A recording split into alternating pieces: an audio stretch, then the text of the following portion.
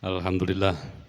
Alhamdulillahilladzi 'allama bil qalam wa an'ama 'alaina bi ni'matil iman wal islam. Allahumma shalli wa sallim wa barik ala sayyidina Muhammad al-Fatih lima ughliq wal khatim lima sabaq. Nasril haqqi bil haqq wal hadi ila siratikal mustaqim wa ala alihi wa sahbihi wa qadrihi wa miqdaril 'alil 'azim amma ba'du. Yang saya hormati segenap jajaran pengurus Yayasan Masjid Besar Kanjeng Sepuh, baik di divisi ketakmiran atau di divisi purbakala dan kebudayaan. Yang saya hormati pula segenap yang hadir ataupun yang gaib, yang alhamdulillah pada kesempatan hari ini kita bisa bersilaturahmi kembali dalam kegiatan rutinan yang dilaksanakan oleh Divisi Purbakala dan Kebudayaan Yayasan Masjid Besar Kanjeng Sepuh Sidayu ini, yang mana ini sudah merupakan pertemuan yang ketiga.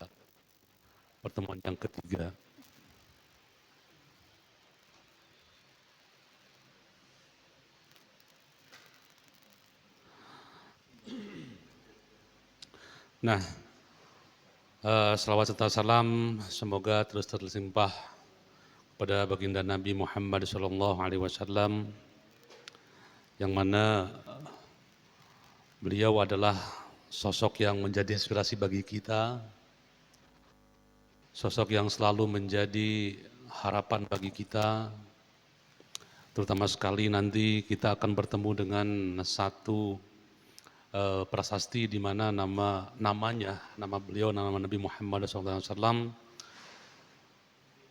diukir dengan begitu indah di Masjid Kanjeng Sepuh Sidayu ini.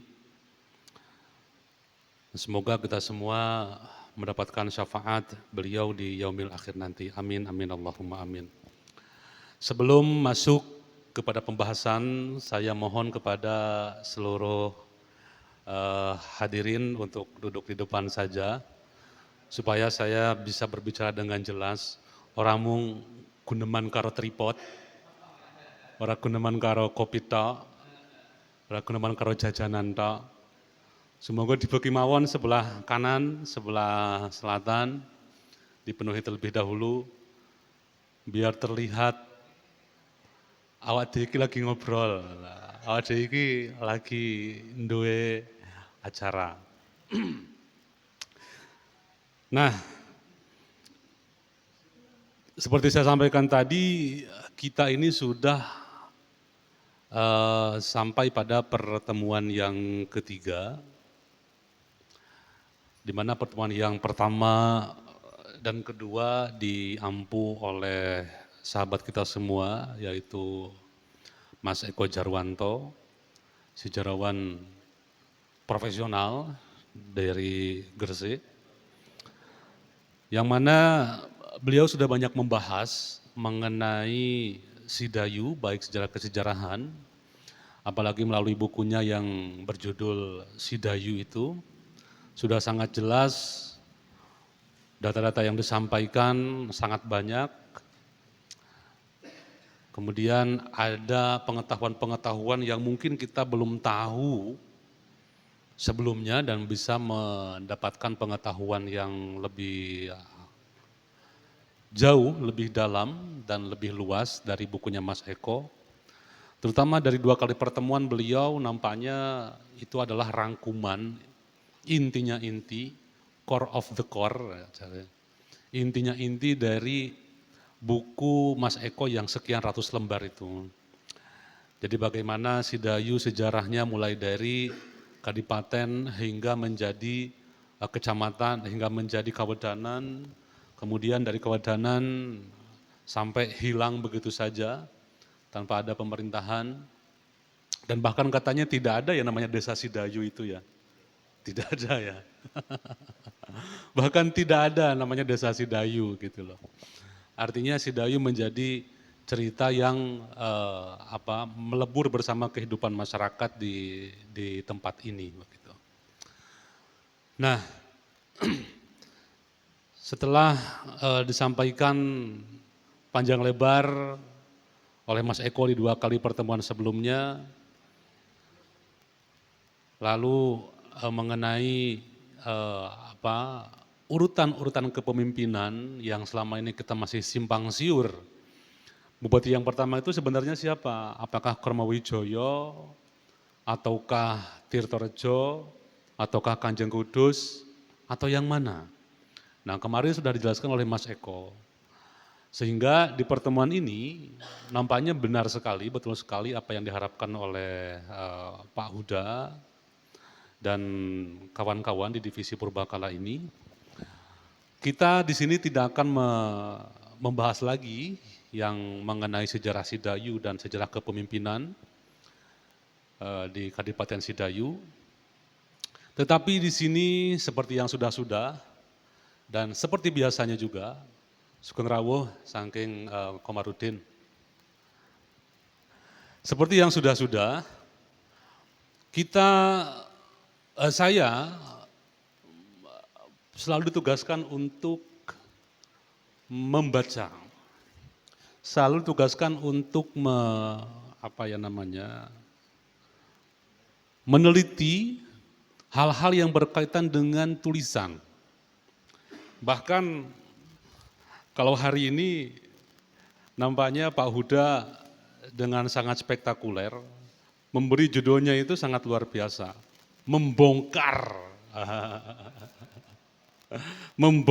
rahasia simbol di makam dan masjid besar Kanjeng Sepuh Sidayu. Nah, karena judulnya membongkar, kemudian ada rahasia simbol. Seketika saya langsung ingat kepada serialnya Dan Brown. Dan Brown mungkin tahu teman-teman, yang mana salah satu film terkenalnya adalah The Da Vinci Code. Kemudian Inferno, Angel and Demon. Dan yang paling terakhir yang diterbitkan 2021 itu, Dan Brown itu mengeluarkan film terbaru serial judulnya The Last Symbol, simbol yang hilang. Nah, ketika saya mendapatkan tugas untuk membongkar, jadi kudu guyu aku aja, jangan membongkar ya. Membongkar rahasia simbol ini saya langsung ingat. Dan ternyata ketika betul-betul saya masuk ke dalam tugas tersebut untuk mencari tahu tentang rahasia simbol itu, ini kok bener judulnya itu betul gitu. Dan ekspektasi saya terhadap aku kok kayak Robert Langdon ini. Kan Robert Langdon ya, nama tokoh di semua serial Dan Brown itu. Aku kayak Robert Langdon. Meneliti simbol, kemudian mencari tahu, mengaitkan dan membaca. Makanya tadi sebelum ke sini update satu saya di story itu udah kayak Da Vinci Code aja saya bilang. Saya udah kayak Robert Langdon aja gitu kan. Udah buka-buka kode. Kemarin sehingga presentasi saya itu kemudian saya beri judul ini, The Sidayu Code. Ini tafaul ini ibaratnya, tafaul kepada Da Vinci Code. The Sidayu Code. Sebelumnya bukan gini judulnya sebelumnya adalah sama seperti judul yang diberikan oleh tim divisi Purbakala. Tapi dengan sengaja saya ganti menjadi The Sidayu Code. Supaya lebih dramatis dan supaya nampaknya saya harus benar-benar tafaul kepada Robert Langdon. Al-Fatihah untuk beliau. Robert Langdon yang berhasil memecahkan teka-teki di gereja Katolik tertua di Itali, kemudian bisa memecahkan kejahatan dalam serial pembunuhan paus dalam serial Angel and Demon, atau dalam Inferno bisa mengetahui di mana letak virus itu akan disebarkan. 3 tahun sebelum virus corona terjadi itu kan film Inferno, akan ada disebarkan virus ke seluruh dunia. Nah, mudah-mudahan dengan judul ini saya tafaul terhadap keberhasilan Robert Langdon. Dan sejak saat ini panggil saya Robert Langdon. Nah, tidak berpanjang lebar. Pertama-tama sebelum masuk ke dalam, Pak Huda biar nggak miring-miring nggak apa-apa duduk di Di situ nggak apa-apa. Bukan mengusir, barangkali ingin melihat lebih jelas. Oh, kenapa-napa? Kalau tatak ijenana. Nah, saya membawakan satu apa ya? Bukan pemikiran juga, tapi sekelibat aja ketika saya melihat sebuah langgar di desa saya yang sudah tua waktu itu, dan kemudian dari langgar itu akhirnya saya bertemu dengan seorang tokoh di desa dan saya diminta untuk mencari sejarah langgar tersebut. Kalimat yang saya ingat adalah begini, yang sekelibat waktu itu. Jika kita hanya melihat masjid ini sebagai tempat sholat, kita akan kehilangan separuh kisahnya. Namun, jika kita belajar membaca simbol dan aksara di dalamnya, kita sedang membuka lembaran sejarahnya. Artinya, selama ini mungkin kita sering ke Sidayu, kita juga berkali-kali sholat Jumat di sini atau sholat sholat rawatib di Masjid Sidayu, tapi ya kita sekedar melaksanakan kewajiban sholat 5 waktu di sini. Padahal di dalam masjid itu terlihat ada banyak ornamental yang begitu indah. Bahkan salah satu jepretan Mas Habibie ketika dikirim ke saya itu sangat bagus. Saya melihat jepretan kamera iPhone berapa Bib? Kondisi? Nah, iBox ya, berapa? Nah, jepretan iPhone di dalam HP itu bagus banget. Ya Allah, saya bilang, ini yang bikin kok begitu detail, begitu pintar gitu. Mewujudkan apa namanya?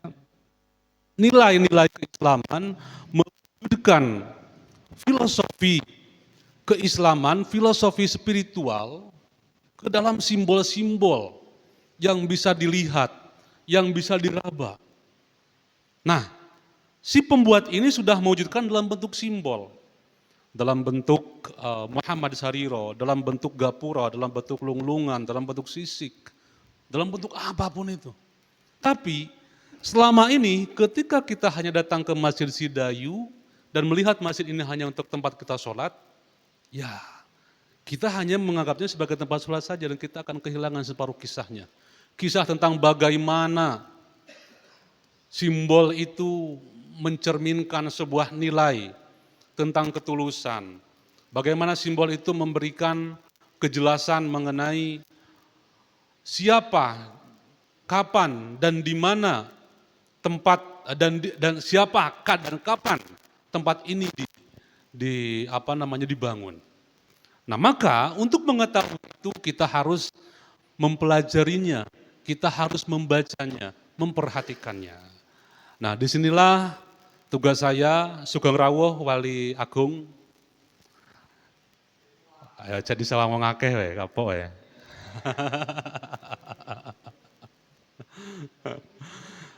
Kita akan membaca simbol-simbol itu sehingga mulai hari ini atau mulai besok ketika panjenengan datang lagi ke Sidayu, datang lagi ke makam para adipati ini, tidak lagi kehilangan separuh kisahnya. Tidak lagi kepaten obor kalau kata orang Jawa. Nah, inilah ikhtiar saya untuk menunjukkan, untuk membaca atau kata Pak Huda membongkar simbol tadi, dan mudah-mudahan ikhtiar ini ada di dalam jalur dan niat yang tulus, terutama sekali semoga membuka wawasan baru dan menjadi manfaat yang lebih luas, lebih signifikan setelah kita selesai dari ruangan ini. Nah,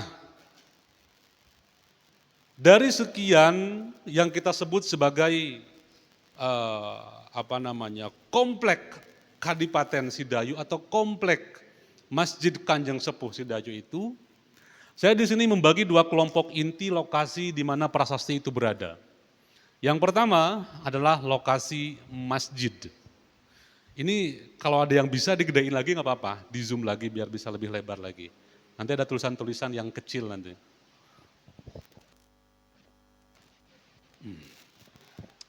Yang pertama adalah masjid.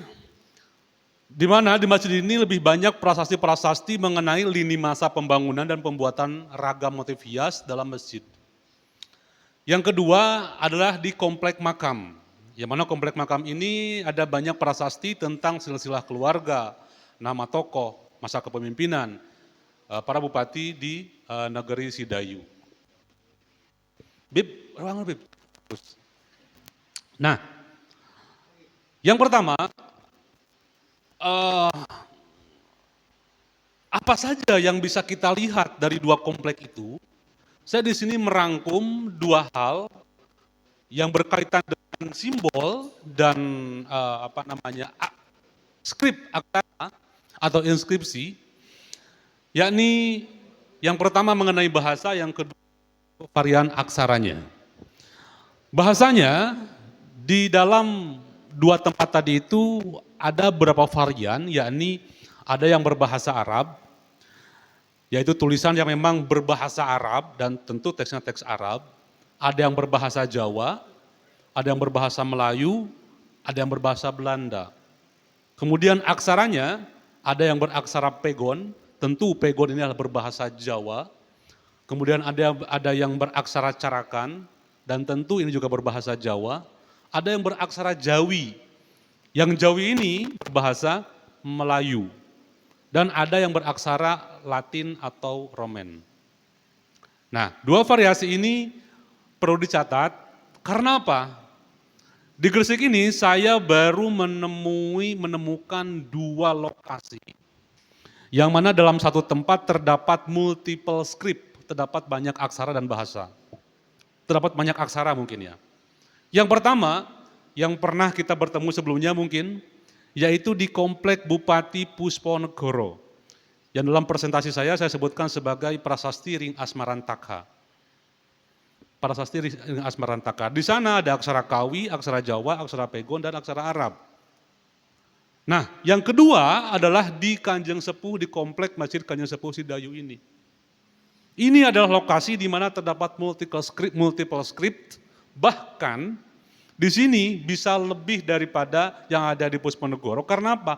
Karena di Sidayu ini komplek ini adalah multiple language atau berbagai macam bahasa. Ada banyak bahasa. Contohnya apa? Ketika di Pusponegoro tidak ada yang berbahasa Melayu, tidak ada yang beraksara Jawi.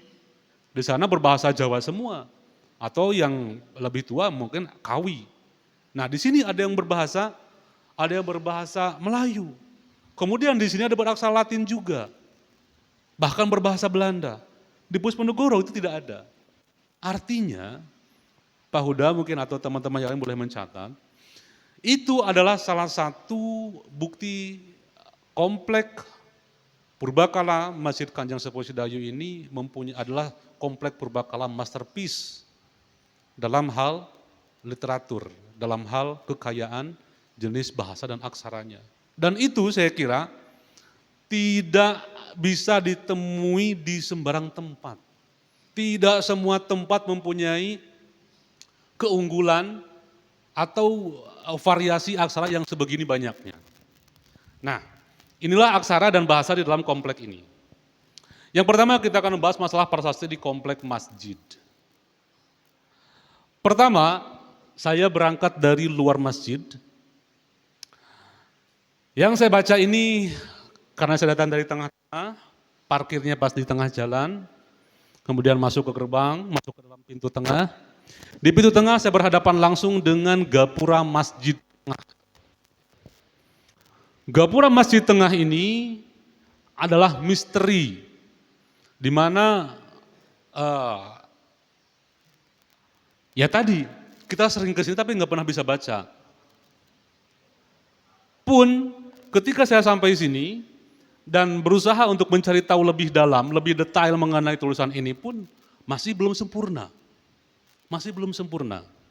Tetapi paling tidak saya sempat atau saya bisa sedikit melihat, membaca tulisan yang ada di dalam gapura ini. Nah, apa yang ada di dalam gapura ini? Ternyata gapura ini adalah mengenai, aku kok ngedrone iki ya, ini sore apa ya? Ada sejadah nggak Pak Uda? Atau apa ya? Masih ngedrone ya?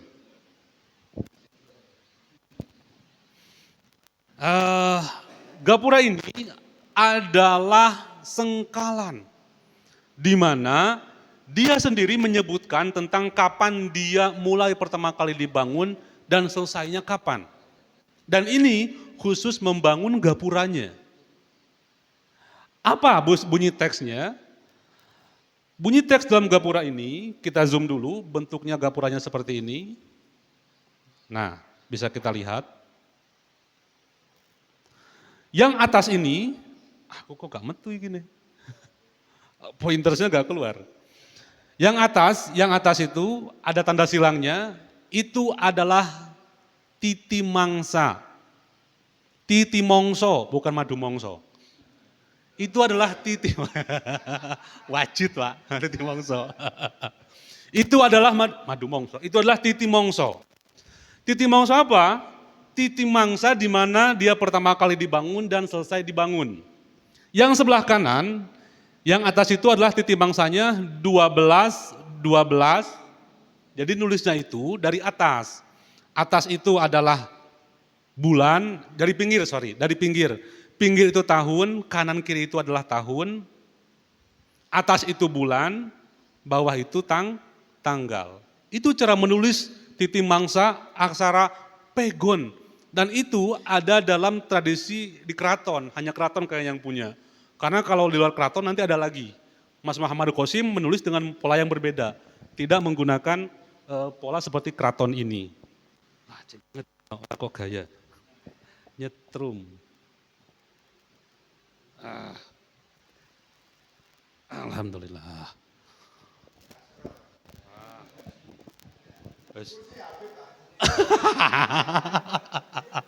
Allahumma shalli ala Muhammad. Wah, wali agung ya, wali agung. Titi mangsanya adalah 12, 12, 28, bulan 12, tanggal 12. Berarti apa? Tanggal 12 Dzulhijjah tahun 1268 ya. Tanggal 12 Dzulhijjah tahun 1268. Oke? Yang sebelah kanan. Fi yaumil jum'ati. Bawahnya ada catatan fi yaumil jum'ati. Itu sepertinya yang bawahnya itu adalah kata al-hilal. Nah, fi yaumil jum'ati, terus sampingnya lagi tidak terbaca, baru sanah atau tahun, terus atasnya lagi dha sama ya, yang bawahnya haji, dzil haji, Dzulhijjah, sanatu ha, tahun ehe, tahun ha. Wong Jawa ngerani ehe. Sebab tahun alif, tahun apa siji pitu limo Pak, alif ehe, terus nanti aja. Tahun sanatul ha, tahun ehe. Tahun ha, hijratun Nabi hijratun Nabi SAW, alfun, ini nulisnya juga lucu, tidak menggunakan kaidah Arab yang seperti biasanya. Alfun mi'ataini situna samanun. Jadi tidak ya lucu aja gitu loh, tidak sesuai dengan kaidah penulisan Arab yang umum. Alfun kan kalau yang umum, alfun wa mi'atani gitu kan, atau alfin wa mi'ataini gitu kan, wasitina gitu, wa samanun. Nah ini aneh. Oh iya betul. Nah baris yang tengah ini tidak terbaca, mungkin nanti harus dilihat lagi. Yang bawahnya sebelah kanan ternyata diperjelas lagi. Tahun ha, Sirnone sariro panjerite jalmo. Itu adalah condro sengkolo. Sirno iku nol, panjerit iku mungkin yang dia maksud adalah pandito sebenarnya. Sirnane sariro itu adalah berapa sariro? 8. Panjerit itu mungkin yang dimaksud adalah dia maksudnya mungkin pandito ya, panjerite pandito. Jadi anomatopenya. Jalmo itu 1. Jadi 0, 8, 7, 1. Pandito itu 7. 0, 8, 7, 1. Jadi tahun berapa? 1780. Yang sampingnya kita lihat lagi. Berarti bulan tanggal 1 yang bawah, bulan 7, 1269. Fi yaumil ahadi. Nah ini baru terlihat. Wan nihayati atau wan nihayatu mungkin. Wan nihayatu berarti marine, intiha. Kemungkinan di sini itu ada tulisan ibtida. Kalau di sini intiha, mungkin di sini ada kata ibtida. Mungkin loh ya. Nah, karena di sini wan nihaya, al ibtida wan nihaya, al awal wal akhir. Sa'atun fis syahri Jumadil. Nah ini lucu. Iya betul. Jumadil akhiri. Sanatu jim. Tahun jim. Al-awwali. Jim awal. Terus ke bawahnya tidak terbaca. Dan kemungkinan kalimat seterusnya adalah hijratun nabi. Alfun wa tis'in wa samanuna. Alfun wa sitin wa samanuna. Wah berapa tadi satunya itu berarti? 69. Watis'un berarti. Nah, bawahnya tidak terbaca. Tapi di bawahnya juga ada penjelasan masalah condro sengkolo. Yaitu tahun jim awal rupo sariro salo tunggal. Selo ini sama pandito juga, wongi jeni. Solo bukan selo, solo. Solo itu ada di antara, atau lagu Solo, itu betul itu bahasa Jawa lama itu, lagu tunggal. Pandita itu memang suka menyendiri, jadi Solo itu nilai sengkalannya sama dengan pandito, berapa? 7.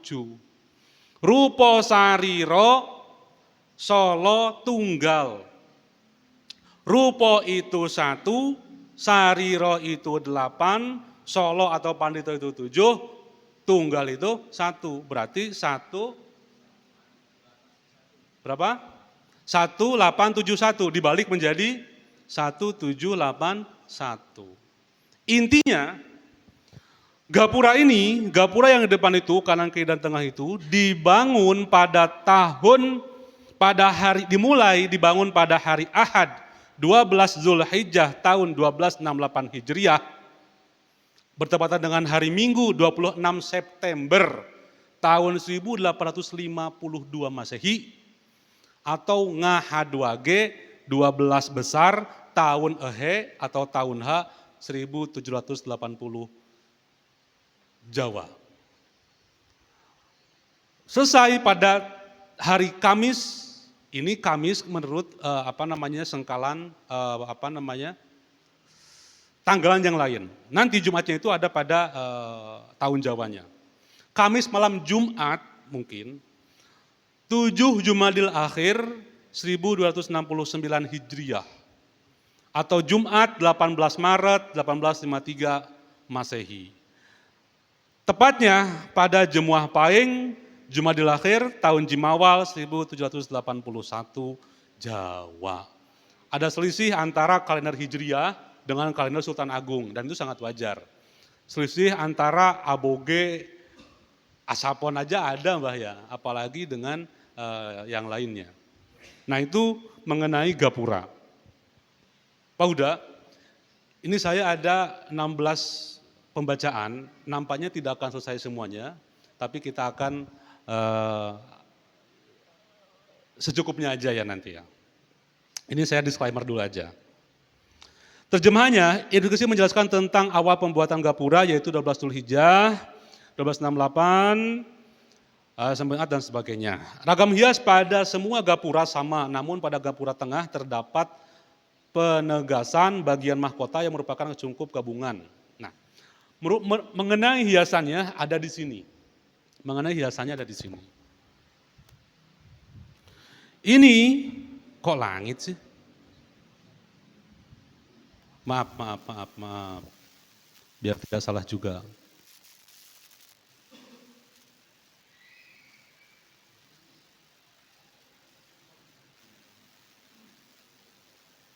Gapura Masjid Utara dan Selatan.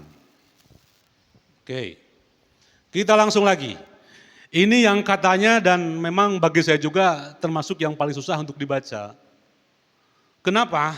Mbuh awak iki kurang sajene, mbuh hakim iki dupone kurang akeh beluke. Mbuh apane sing kurang, koyoke macane kok wangel. Tapi paling tidak saya mendapatkan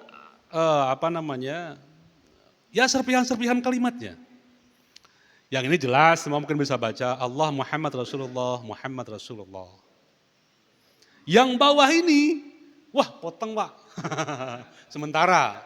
Tapi paling tidak saya bisa membaca di sini. Ketika saya putar ke kanan, itu ada, oh Bismillahirrahmanirrahim. Awalnya itu. Yang atas ini adalah sulur-sulur, kemudian ini hiasan, ini kalimat tauhid.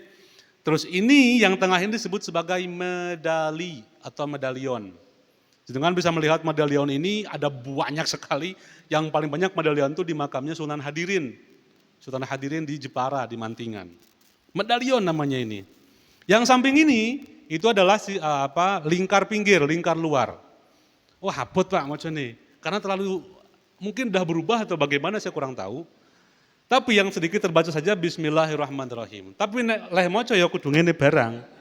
Nah, nek gak masjidnya sampean gapurane sampean minggirna sik. Nah, Bismillahirrahmanirrahim. Terus selebihnya ya tidak terbaca yang di tengah itu. Nah, itu adalah gapura yang utara dan selatan.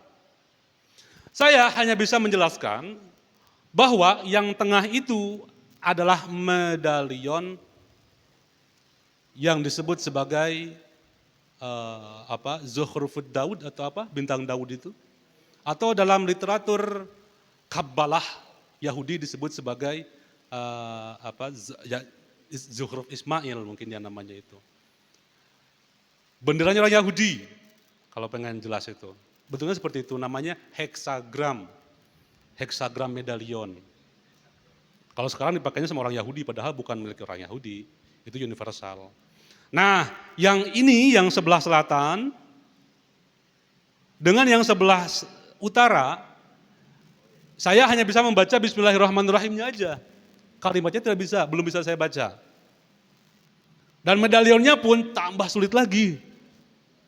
Saya belum bisa memastikan apakah bacaan ini seperti apa, tetapi saya punya referensi yang mungkin bisa menjadi pembanding. Tapi paling tidak mengenai simbol yang ada di sana adalah hiasan seluruh simetris dan mahkota yang melambangkan kesucian dan kemahabesaran. Dengan kaligrafi Allah Muhammad Rasulullah di atas medalion sebagai penegasan syahadat. Medalion bulat di tengah gapura terdiri dari 2 lingkaran, luar berisi kaligrafi dan di dalam menampilkan pola bintang dengan garisnya 9, tapi ketika dipotong itu menjadi 6 segitiga sebenarnya. Yang membagi ruangan menjadi 9 segmen berisi teks pendek. Pola ini mungkin melambangkan simbol harmoni spiritual dan tradisi sofistik Islam di Jawa, atau saya kira nggak hanya di Jawa ya, tapi universal. Nah, apa referensinya? Referensi yang saya dapatkan ketika membaca ini adalah heksagram medalion dari sebuah pembungkus Al-Quran yang dibuat dalam bentuk batik, bentuk motif batik, yang dimiliki oleh kolektor di Inggris. Dia bersama Sir Thomas Stamford Raffles ketika dia berjajah ke Jawa dan mendapatkan barang ini disimpan di British Library, British Museum, dan inilah barangnya. Ini berupa heksagram. Pertama, jika menanyakan masalah simbol, ingin tahu masalah apa itu simbol heksagram dalam Islam, sebenarnya heksagram itu tidak sama sekali berkaitan dengan Yahudi, dengan Israel. Yang mana sekarang benderanya bentuknya, lambang benderanya adalah heksagram atau bintang Daud itu. Karena faktanya heksagram atau bintang Daud itu juga ada dalam literatur Islam, bahkan literatur Buddhis.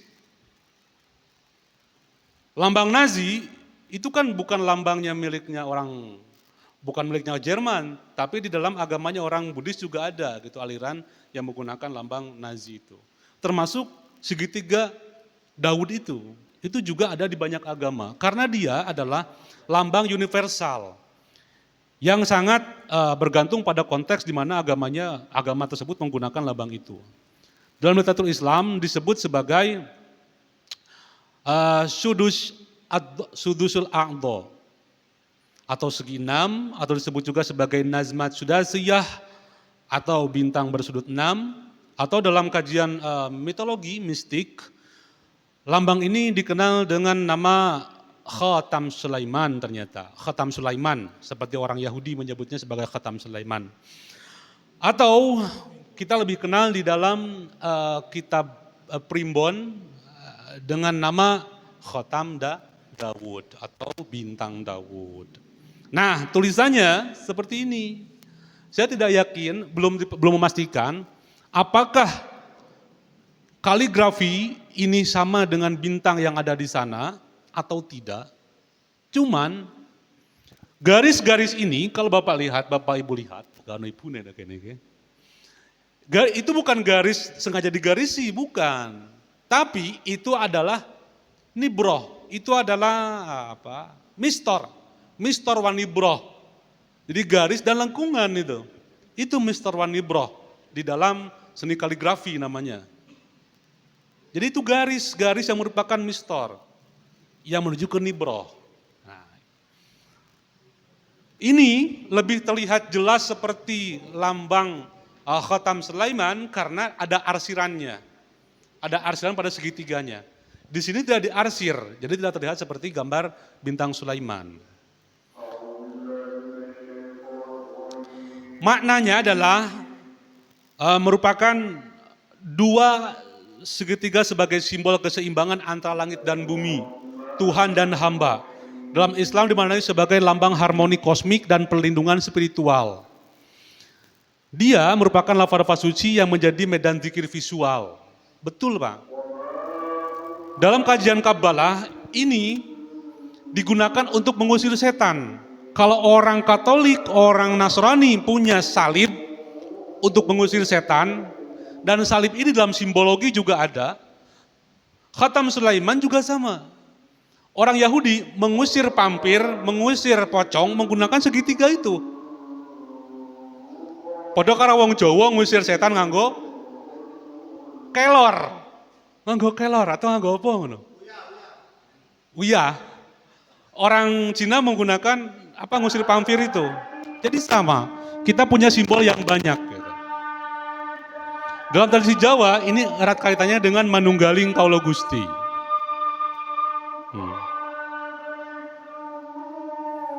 Nah, ini teks kaligrafinya dan makna heksagramnya. Berikutnya adalah langit masjid sebelah barat. Langit-langit masjid ini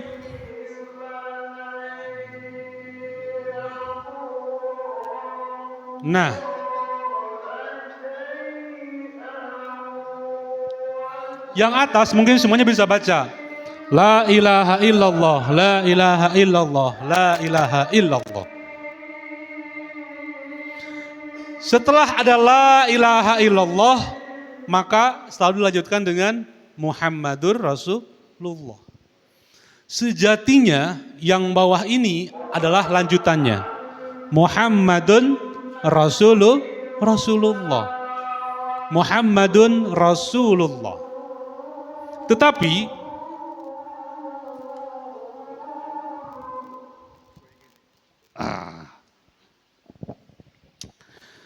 Muhammadur Rasulullah, Muhammadur Rasulullah. Muhammad Rasulullah. Ini di sini dibalik, Muhammad Rasulullah. Jadi terbalik. Di dalam tradisi spiritual Islam di Nusantara secara umum, ini dikenal dengan nama Muhammad Sariro. Atau dalam literatur Melayu lebih dikenal dengan istilah Muhammad bertangkup, Muhammad bercermin, Muhammad saling berhadap-hadapan, saling bersilang. Muhammad Rasulullah saling berbolak-balik. Tetapi satu hal lagi uniknya di sini ada tulisan Mas Pengulu. Mas Pengulu Qasim. Di tempat yang lain, Mas Pengulu ini disebut dengan nama lengkap Mas Pengulu Muhammad Qasim. Tapi di sini hanya ditulis Mas Pengulu Qasim. Muhammadnya ikut kepada medalion. Satu sisi mungkin tafaul, satu sisi mungkin berharap mendapatkan keberkahan. Tapi kalau orang salah baca, ini jadi bahaya. La ilaha illallah Muhammad Qasim Rasulullah.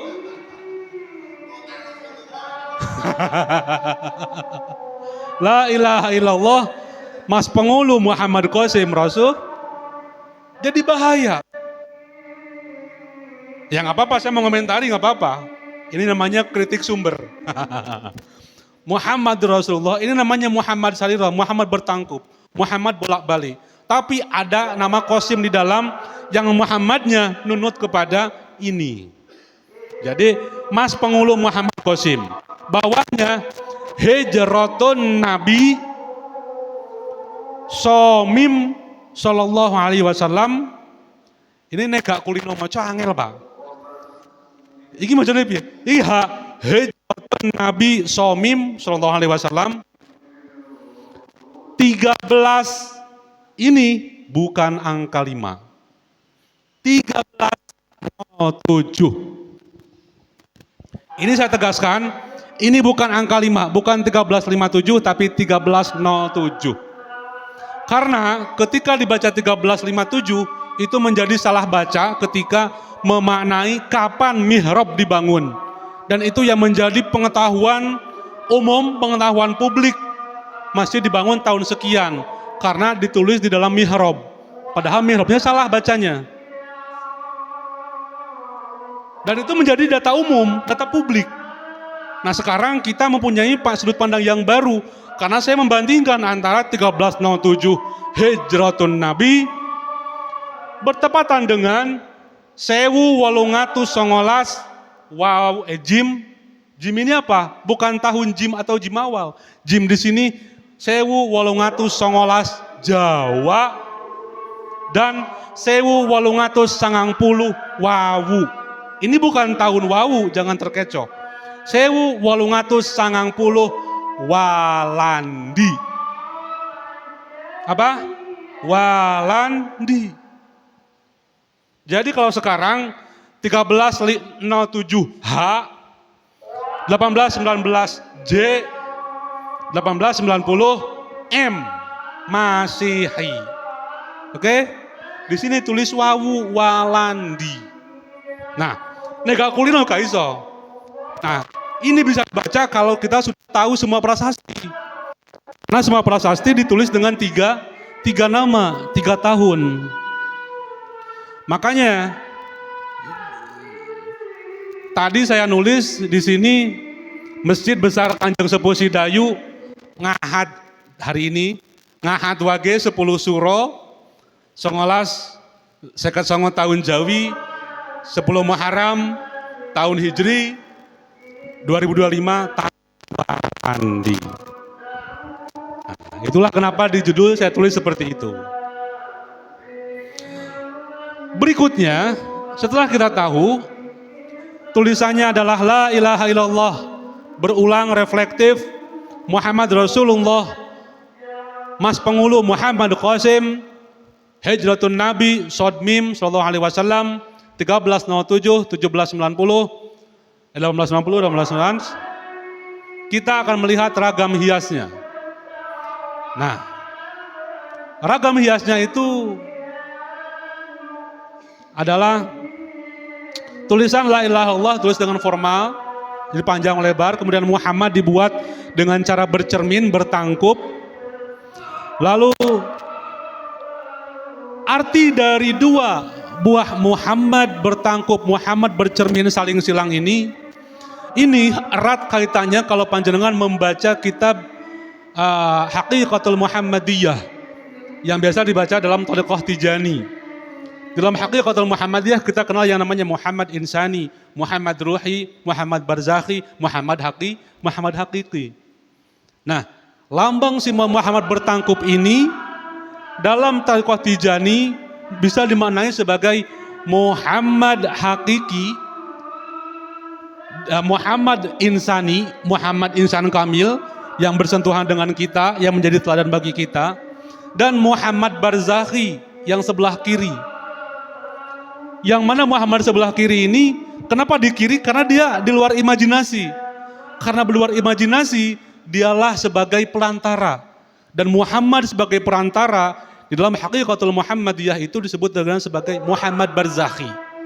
Nah, maka artinya itu adalah Muhammad Insani, Muhammad Barzakhi. Tapi sisi lain, lambang ini juga berkaitan dengan filsafat Tuhan bercermin. Filsafatnya tajalli. Sifat-sifat ilahi dalam bentuk manusia sempurna, insan kamil, dan jalan untuk mengenal Allah adalah dengan meladani Rasulnya. Dalam tradisi Jawa dikenal sebagai Muhammad Sariro. Berkaitan dengan ajaran Manunggaling Kaulo Gusti, menggambarkan harmoni antara Tuhan dengan hamba yang telah mencapai kesempurnaan batin. Kemudian, kenapa kalimat tauhid ada di atas kita yang sedang sholat? Tujuannya adalah dia sebagai penanda ruang suci, sebagai ruang mikrokosmos spiritual, di mana yang fana, awa-awa iki, dan yang bako, Allah di atas sirap tadi, di langit-langit tadi, hadir dalam keseimbangan simbolis, dalam satu ruang, dalam satu tempat.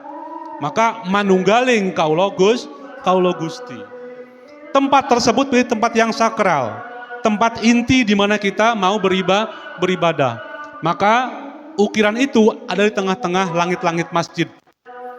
Nah, maka disebut sebagai punjer atau pancer Manunggaling Kaulo Gusti. Nah, berikutnya adalah langit-langit kembar, yaitu sebelah utara dan sebelah selatan.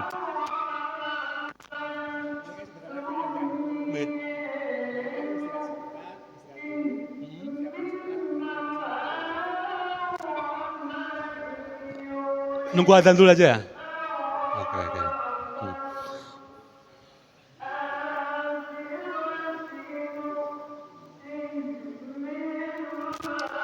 Kita lanjutkan dulu sampai adzan. Nanti setelah adzan istirahat, sholat dulu lebih enak, baru naik lagi atau nunggu di sini. Dan kita tetap menunggu sholat juga sih sebenarnya. Berikutnya adalah langit-langit kembar, yaitu langit-langit yang ada di sebelah kanan dan kiri, atau di sebelah utara dan sebelah selatan. Langit-langit sebelah utara dan selatan ini berisi yang atasnya sama seperti yang lainnya, kalimat tauhid, la ilaha illallah, la ilaha illallah. Kemudian yang bawahnya ini adalah ayat dari Al-Quran. Bunyinya di sini adalah nasrum minallah wa fadhun qarib. Nek Mbah Imron ini sudah akrab dengan kalimat ini. Karena ini sering menjadi doa dalam aurat. Sering menjadi hizib. Nasrun minallah fathun qarib. Hizib pesugihan, hizib rezeki maksudnya, hizib rezeki, hizib perang, hizib buka sekolahan, buka pesantren ini. Nasrun minallah fathun qarib. Ini diambil dari Quran surat As-Saff ayat 13. Yang mana ayat lengkapnya adalah wa ukhra tuhibbuha nasrun minallah fathun qarib. Itu menjelaskan ayat yang sangat panjang. Alhamdulillah kita istirahat terlebih dahulu. Isoma. Iso tok ora ma.